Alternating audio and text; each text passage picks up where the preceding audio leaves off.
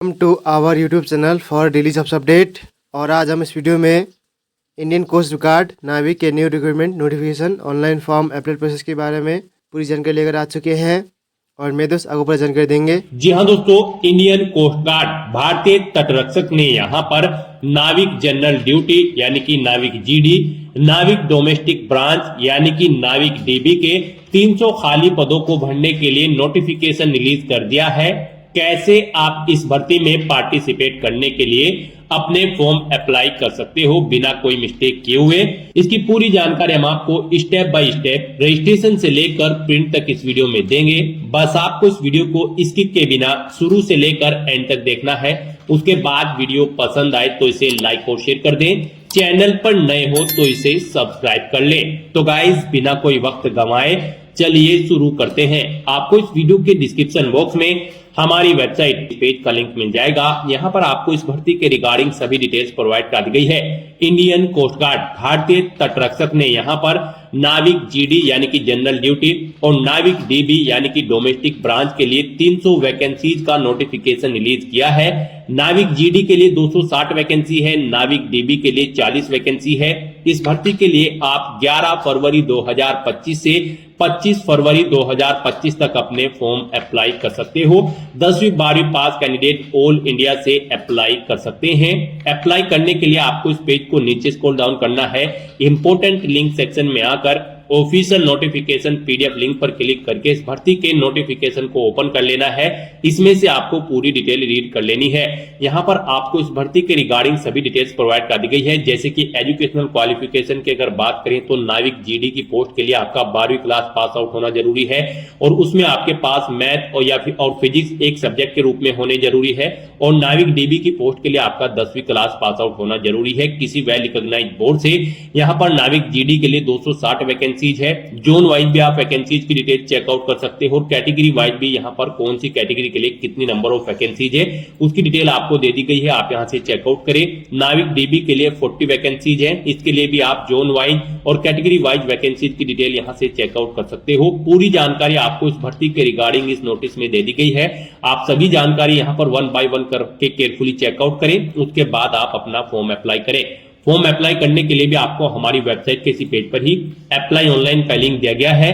आपको इस लिंक पर क्लिक करना है। नेक्स्ट आपके सामने इंडियन कोस्ट गार्ड का ये ऑफिशियल पोर्टल ओपन हो जाएगा। यहाँ पर अगर आपने पहले से रजिस्ट्रेशन कर रखा है तो आपको अपनी ईमेल आईडी, पासवर्ड और एक कैप्चा कोड एंटर करके लॉगिन कर लेना है और फिर अपना फॉर्म फिल करना है।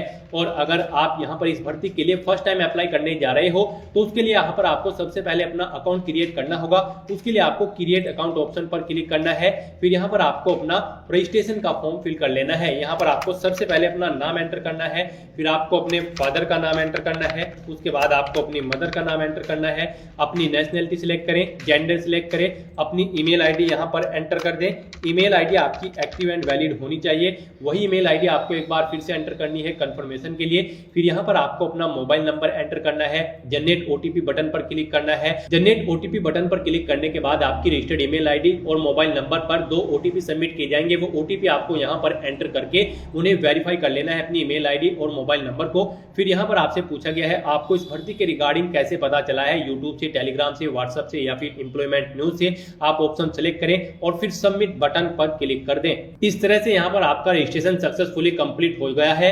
आपकी रजिस्टर्ड ईमेल आईडी और मोबाइल नंबर पर आपकी लॉगिन आईडी और पासवर्ड सबमिट कर दी गई है। आपको उन्हें वहां से सक्सेसफुली केयरफुली नोट डाउन करके रख लेना है। तो अब यहां पर आपको ओके करना है और फिर आपको अपनी यहां पर ईमेल आईडी और पासवर्ड जो आपकी मेल पर या फिर मोबाइल नंबर पर आया है वो एंटर करना है। ये कैप्चा कोड यहां पर एंटर करना है और लॉगिन बटन पर क्लिक कर देना है। नेक्स्ट आपको अपना पासवर्ड चेंज करना है। आपको यहां पर अपना नया पासवर्ड क्रिएट करना है। आपका पासवर्ड 8 से 16 कैरेक्टर के बीच में होना चाहिए और ये अल्फा न्यूमेरिक फॉर्मेट में होना चाहिए। मींस आपके पासवर्ड में कम से कम एक अपर केस कैरेक्टर, एक लोअर केस कैरेक्टर, एक इंटीजर नंबर और एक स्पेशल कैरेक्टर जैसे कि @ या फिर डॉलर होना चाहिए।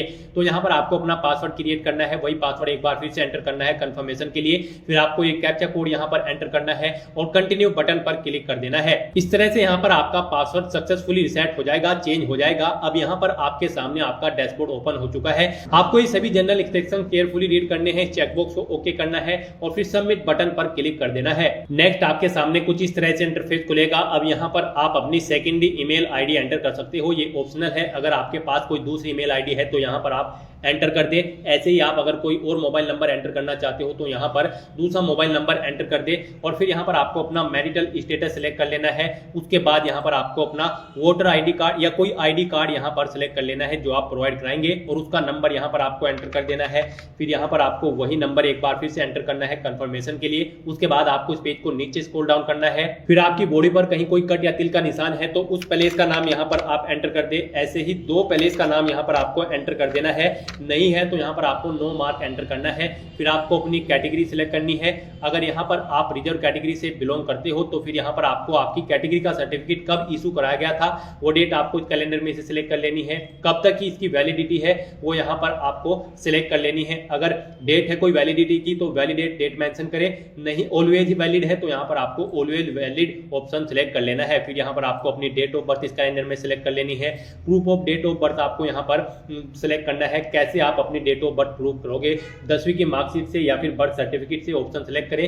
फिर यहाँ पर अगर आप एज में रिलेक्शन चाहते हैं तो यस करें, नहीं चाहते हैं तो यहाँ पर आप नो ऑप्शन सेलेक्ट कर ले। नेक्स्ट यहाँ पर आपको अपना एम्प्लॉयमेंट टाइप सेलेक्ट कर लेना है, नहीं है तो यहाँ पर आपको अनएम्प्लॉयड सेलेक्ट कर लेना है। नेक्स्ट यहाँ पर आपको अपना आधार कार्ड अपलोड करना है और डेट ऑफ बर्थ सर्टिफिकेट यहाँ पर या फिर डेट ऑफ बर्थ का जो कोई भी प्रूफ आपके पास है जैसे कि 10वीं की मार्कशीट आपको यहाँ पर अपलोड करने हैं। आपको चूज फाइल बटन पर क्लिक करना है, फाइल को सिलेक्ट कर लेना है और अपना आधार कार्ड और डेट ऑफ बर्थ प्रूफ यहाँ पर अपलोड कर देने हैं।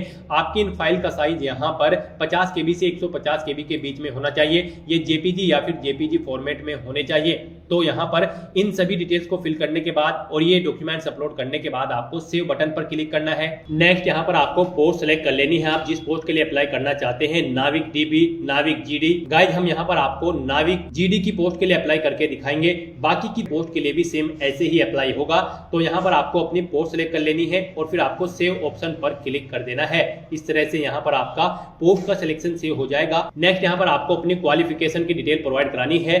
यहाँ पर नाविक डीबी की पोस्ट के लिए आपका 10वीं क्लास पास होना जरूरी है। नाविक जीडी की पोस्ट के लिए आपका 12वीं क्लास पास होना जरूरी है विद मैथ और फिजिक्स के। तो हम यहाँ पर आपको नाविक जीडी की पोस्ट के लिए अप्लाई करके दिखा रहे हैं। तो यहाँ पर आपका 12वीं क्लास पास होना जरूरी है विद मैथ और फिजिक्स सब्जेक्ट के। तो अब यहाँ पर आपको अपनी 10वीं और 12वीं क्लास की डिटेल फिल करनी है। यहाँ पर आपको सबसे पहले 10वीं क्लास की डिटेल फिल करनी है। यहाँ पर आपसे पूछा गया है कि क्या आपने 10वीं क्लास पास आउट कर ली है, तो यहाँ पर आप यस ऑप्शन सिलेक्ट करें। फिर अपना बोर्ड का नाम सिलेक्ट करें जिससे आपने अपनी 10वीं क्लास पास आउट की है। 10वीं के सर्टिफिकेट का नंबर आप यहाँ पर एंटर करें। फिर यहाँ पर आपको बताना है कि आपका मार्किंग सिस्टम क्या था, परसेंटेज में था, सीजीपीए में था या फिर ग्रेड में। यहाँ पर आप ऑप्शन सिलेक्ट करें। उसके बाद यहाँ पर आपको पासिंग ईयर सिलेक्ट कर लेना है, कब आपने अपनी 10वीं क्लास पास आउट की है। फिर अगर आपके पास एडिशनल मार्कशीट है 10वीं क्लास की तो यस करें, नहीं तो नो ऑप्शन सिलेक्ट कर ले।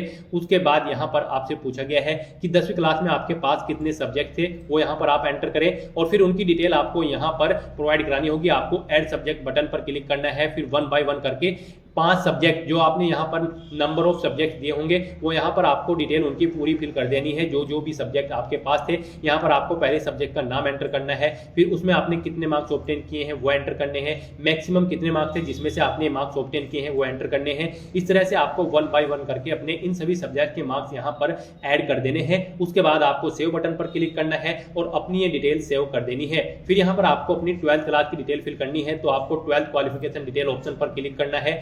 उसके बाद आपके सामने यहाँ पर कुछ इसी तरह से इंटरफेस खुलेगा जैसे 10वीं क्लास की एजुकेशनल क्वालिफिकेशन की डिटेल आपने प्रोवाइड कराई थी। यहाँ पर भी आपसे पूछा गया आपने 12वीं क्लास पास आउट कर ली है तो यहाँ पर आप यस करें। फिर अपने बोर्ड का नाम सिलेक्ट करें। उसके बाद आपने 12वीं के सर्टिफिकेट का नंबर देना है। फिर यहाँ पर आपको बताना है अपना मार्किंग सिस्टम आपकी 12वीं क्लास का परसेंटेज में था, सीजीपीए में या फिर ग्रेड में। ऑप्शन सिलेक्ट करें, पासिंग ईयर सिलेक्ट करें। उसके बाद आपके पास अगर एडिशनल मार्कशीट है 12वीं की तो यस करें, नहीं तो नो ऑप्शन सिलेक्ट करें। कितने सब्जेक्ट थे 12वीं क्लास में आप यहाँ पर एंटर कर दें। फिर आपको यहाँ पर बताना है कितने सब्जेक्ट आपके पास 12वीं क्लास में थे, तो यहाँ पर आपको वो नंबर्स एंटर कर देने हैं। मिनिमम 5 सब्जेक्ट यहाँ पर 12वीं क्लास में होते हैं तो यहाँ पर आपको मिनिमम 5 एंटर करना होगा, मैक्सिमम ये 12 तक हो सकते हैं। फिर यहाँ पर आपको अपने इन सब्जेक्ट की डिटेल प्रोवाइड करानी है। जीडी की जो पोस्ट के लिए आप अप्लाई करने जा रहे हो 12वीं क्लास में आपके पास यहाँ पर मैथ और फिजिक्स होना कंपलसरी है, इसलिए यहाँ पर आपको फिजिक्स और मैथमेटिक्स ऑटोमेटिकली मिल जाएंगे। इनकी डिटेल आपको फिल करनी है, कितने मार्क्स आपने ऑब्टेन किए हैं, मैक्सिमम कितने मार्क्स थे जिसमें से आपने ऑब्टेन किए हैं। इस तरह से यहाँ पर आपको इन 2 सब्जेक्ट की डिटेल फिल कर देनी है। फिर ऐड सब्जेक्ट बटन पर क्लिक करना है और बाकी के 3 सब्जेक्ट की डिटेल भी ऐसे ही प्रोवाइड कराने के बाद आपको सेव बटन पर क्लिक करके अपनी एजुकेशनल क्वालिफिकेशन की डिटेल को सेव कर देना है। नेक्स्ट आपको अपनी कम्युनिकेशन डिटेल यहाँ पर प्रोवाइड करानी है। उसके लिए आपको क्वालिफिकेशन फिल करने के बाद आपको कम्युनिकेशन डिटेल के इस लिंक पर क्लिक कर देना है। उसके बाद यहाँ पर आपको अपना परमानेंट एड्रेस एंटर करना है। फिर यहाँ पर आपको अपना प्रेजेंट करंट एड्रेस एंटर करना है और अगर आपका करंट एड्रेस आपके परमानेंट एड्रेस के अकॉर्डिंग सेम है तो आपको बस यहाँ पर इस चेकबॉक्स को ओके कर देना होगा। ऑटोमेटिकली आपका करंट एड्रेस आपके परमानेंट एड्रेस के अकॉर्डिंग फिल हो जाएगा। फिर आपको अपना डोमिसाइल स्टेट सिलेक्ट कर लेना है, जिस स्टेट का डोमिसाइल आपके पास है। उसके बाद आपको सेव बटन पर क्लिक करना है और अपनी डिटेल सेव कर देनी है। नेक्स्ट यहाँ पर आपके कैरेक्टर से रिलेटेड कुछ क्वेश्चन पूछे गए हैं, आपकी पर्सनल डिटेल, तो यहाँ पर आपको इन सभी को रीड करना है और फिर यस या नो ऑप्शन आपको सिलेक्ट कर देना है। मोस्टली यहाँ पर आपको नो ऑप्शन सिलेक्ट करना है। उसके बाद यहाँ पर आपको इस पेज को नीचे स्क्रॉल डाउन करना है और सबमिट बटन पर क्लिक कर देना है। उसके बाद यहाँ पर आपको अपना, जी हाँ दोस्तों, फोटो और सिग्नेचर अपलोड करने हैं। यहाँ पर आपको अपने कुछ डॉक्यूमेंट्स अपलोड करने हैं, अपना फोटो, सिग्नेचर और यहाँ पर अपना लेफ्ट हैंड थंब इंप्रेशन आपको अपलोड करना होगा। यहाँ पर आपके फोटो का नाम जब आप फोटो अपलोड करोगे पासपोर्ट _फोटोग्राफ होना चाहिए, सिग्नेचर का सिग्नेचर और थंब इंप्रेशन का थंब _इंप्रेशन होना चाहिए। यहाँ से आप चेकआउट कर सकते हो। रेड कलर में आपको ये इंडिकेट कर दिया गया है, आपके डॉक्यूमेंट्स के नाम उनके अकॉर्डिंग कुछ इस तरह से होने चाहिए और ये यहाँ पर जेपीजी या फिर जेपीजी फॉर्मेट में होने चाहिए। आपको यहाँ पर चूज फाइल बटन को क्लिक करना है, फाइल को सिलेक्ट कर लेना है और 1 बाय 1 करके आपको अपना फोटो, सिग्नेचर और left hand thumb impression upload कर देना है। उसके बाद आपको सेव बटन पर क्लिक करना है। नेक्स्ट यहाँ पर आपको अपनी एग्जाम सिटी सिलेक्ट कर लेनी है। यहाँ पर आपको 5 चॉइसेस प्रोवाइड कराई गई है।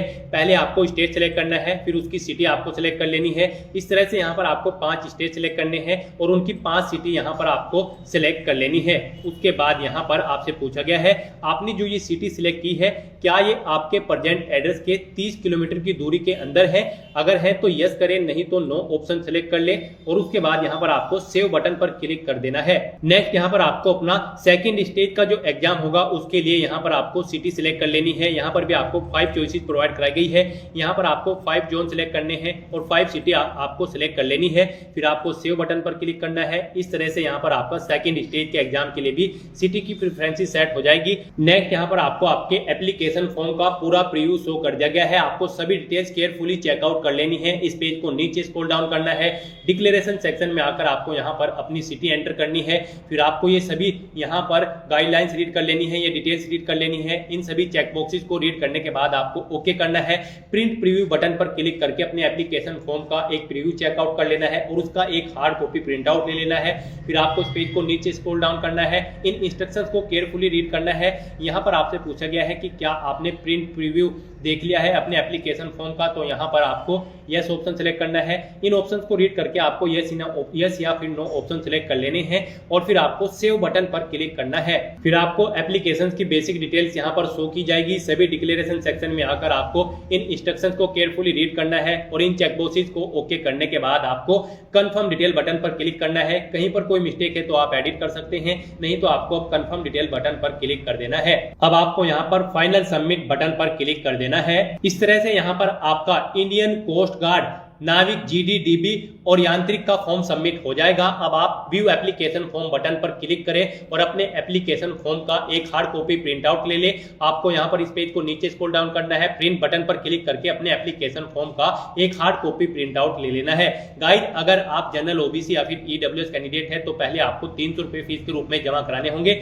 ऑनलाइन मोड में। उसके बाद आपका फॉर्म सबमिट होगा और अगर आप SC ST कैटेगरी से हैं तो आपको बिना कोई फीस जमा कराए ही आपका एप्लीकेशन फॉर्म सक्सेसफुली सबमिट हो जाएगा। उसके बाद आपको इसका एक हार्ड कॉपी प्रिंट आउट ले लेना है।